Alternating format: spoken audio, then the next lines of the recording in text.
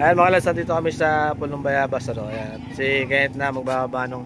Teka, tatanungin mo natin kung ilan ang bibilin. Boss, ilang red horse ba? Apat daw na red horse. Oo, tinuturuan ko na. Bali padala si Moro Rotary. Alam ka pa nung ano? Lemon. Ay, lemon, di pa ako nakakapunta ron. RC lang, saka ano. Ayun yung mabilis. Yung lemon lala. Lemon na mismo. Ay, yung cute pala. Oo. Dalawa lang kasi nakuha ko ano. Dala mo pagka nagkaroon. Oh, sige.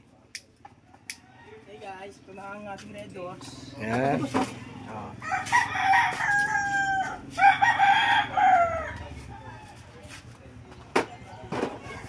Ito. Ayan, ganado si Boss Kenneth, oh. Ayan. Ayan.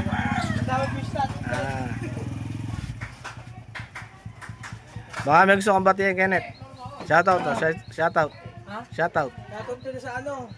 Sa soft drinksan. Wala akong shoutout eh. Okay na, boss. Apat lang. Sarado mo, hindi mo ka nalagay yung basyo mo. Oo nga. Okay, syempre may kapalit yan. Nako. Malulugi tayo dyan. Training pa, sumasablay na. Malulugi tayo. Lagot tayo pareho pag nawala yung basyo. Na-update ko kayo mga lads. Mamaya. Ayan mga lads, suminto muna kami dito no, sa irrigation. Ayan. So, papauwi na rin kami kasi wala kami dalang mga Mountain Dew. Naubos ang Mountain Dew namin. Ano Kenneth? Naubos. So, wala kami maibigay ngayon kaya huminto muna kami rito para magpalamig. Ayan, ang ganda rito. Oh. Ayan oh, ang ganda oh. Kailan kaya tayo magkakaroon ng ganyan mga lods?